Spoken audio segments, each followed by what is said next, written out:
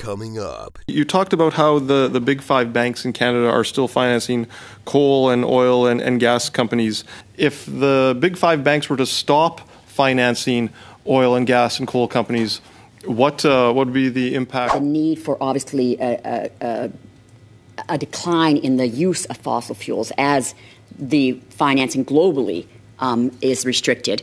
Whether the price on pollution program that we have in Canada is not necessary to have in conjunction with sustainable finance, so that at the same time that the capital is restricted. Could you please outline for us, with as much precision as you can, what these costs actually are, how they are downloaded to the business, whether they will stay with that business, or whether they will be passed on to customers and consumers?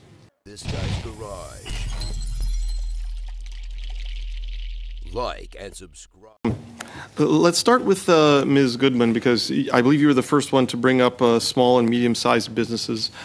Is there currently a federal government program to provide rebates on the carbon tax to incentivize small businesses to make their businesses less emissions intensive?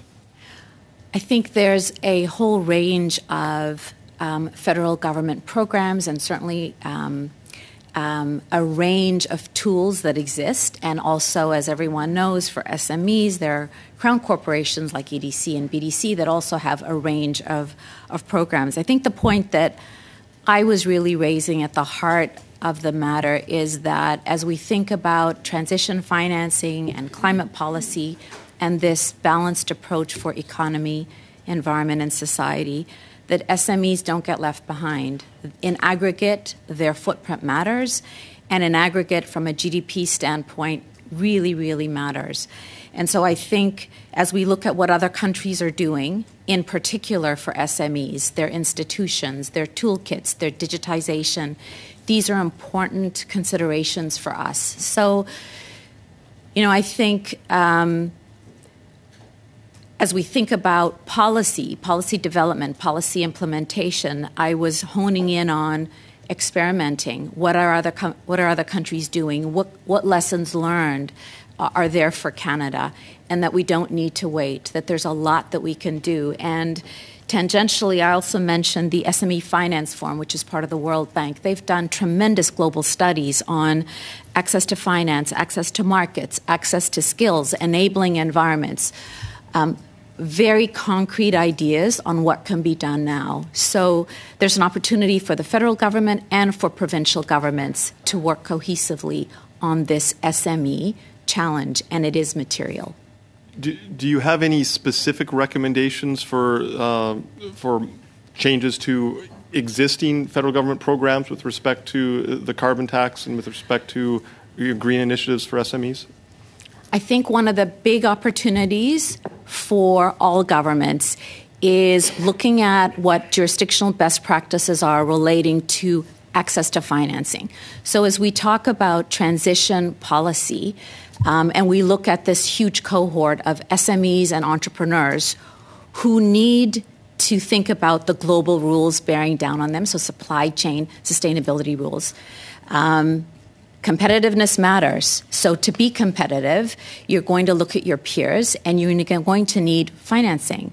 And as we all know, access to low-cost financing is a competitive advantage. So that is a very important area for us to think about. And as SMEs over the last few years have moved more into the sustainability agenda, they cite, as I said, resources, access to talent, access to time, access to funding as a big impediment. So that would be a spotlight area I would recommend. Thank you. Let's go to Mr. Van Acker now. Mr. Van Acker, you talked about how the big five banks in Canada are still financing coal and oil and gas companies, presumably because these are profitable ventures. So I was wondering if the big five banks were to stop financing oil and gas and coal companies, what would be the impacts to them in terms of lost profits and lost revenue? 10 seconds. No. Yeah, that's a great question. I mean, we don't recommend that they stop financing immediately. We simply recommend that they align their phase-out, as many banks are doing, with science-based pathways. A comment that a member opposite Mr. Daltel made regarding the use of fossil fuels in Quebec and the fact that it's increasing, and if our banks don't fund the fossil fuel companies, we're going to have to import more fossil fuels from other countries. And I'm wondering, with the border adjustments that are happening now and the need for obviously a decline in the use of fossil fuels as the financing globally is restricted, whether the price on pollution program that we have in Canada is not necessary to have in conjunction with sustainable finance, so that at the same time that the capital is restricted, demand is also going down for the fossil fuels, so we don't have this kind of disconnect at the end where as was described. Can anyone comment on what you think of that, of how those work together? I'm not going to comment specifically on that. It's not my area of expertise, but I think all of us alluded to the idea of clarity, certainty, and level playing field. And it is a globally competitive environment for all sizes of firms. And so I think this idea of whatever the forward policies are, that it does provide all sizes of business with certainty, clarity, transparency, a level playing field. Thank you, Mr. Chair. I'll start with Mr. Brassard. In a paper written by your institute, it stated that if businesses have to disclose ESG information or sustainability reports, it would artificially create winners and losers. And it went on to say that many entities lack sufficient resources to be able to fully comply, especially small and medium-sized enterprises. And in your opening remarks, you also mentioned that the U.S. Security and Exchange Commission estimates that a similar disclosure proposal in the United States would cost between $490,000 and $640,000 US dollars for the first year of compliance, although some believe those costs may actually be substantially higher. Could you please outline for us, with as much precision as you can, what these costs actually are, how they are downloaded to the business, whether they will stay with that business, or whether they will be passed on to customers and consumers?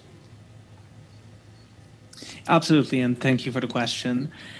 In terms of what those costs are, a lot of it is going to be consultants, and a lot of it is going to be time. Consultants, because not a lot of small businesses have the expertise in-house to be able to do that sort of accounting. So they will need to hire some consultants to be able to walk them through those different steps, and then they'll need to have some proper measuring of their processes put in place, so that in the future they will know roughly what every activity emits in terms of emissions. So essentially consulting fees. And then, sorry, I'm not remembering the second part of your question, if you can remind me. Sure. It was just whether or not that business will eat the entirety of those costs, or if you can anticipate that they would be passed down onto their customers further down the supply chain and or directly to consumers. Quite simply, with any cost that's imposed on a business, a significant part of it gets passed on to consumers.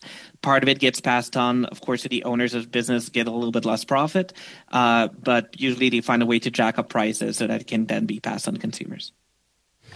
Now, you mentioned consultants, and I've heard the conversation around the table today regarding SMEs, many of which do operate on a global scale, or at least a North American scale, many of which also they might make the thing sitting in front of me here, and it might be entirely domestic. They may be a very legitimately small enterprise. You mentioned the capacity limitations, but it seems as though this is largely just a cottage industry of consultants that are putting together ways to audit things that really ultimately, to me, it's very nebulous as to whether it will reduce emissions. Do you feel that this is a pathway to actually reducing emissions in any significant way? I don't think it's a pathway to actually reducing emissions in any significant way, other than by imposing undue costs on small businesses and having enough of them shut down.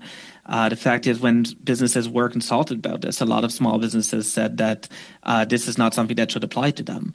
Of course, the consultants that would be in charge of making those reports are typically very much in favor of getting extra business. In and of itself, voluntary disclosure of the different scopes of emissions is not a bad thing at all. It can be a good thing. That's why some businesses choose to do it. But mandatory disclosure would would be very, very costly for the many small businesses that would be subject to it, or that would be in the supply chains of other businesses that are subject to it. So would you say it's fair to state that, sure, voluntary disclosure is a good thing, perhaps a competitive advantage, but mandating them across the board for all SMEs, large companies, is more of a cost than it is a benefit to Canada? A very brief answer. Absolutely. Okay.